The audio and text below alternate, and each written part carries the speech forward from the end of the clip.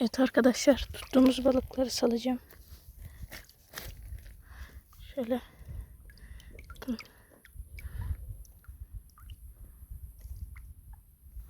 Salıyorum.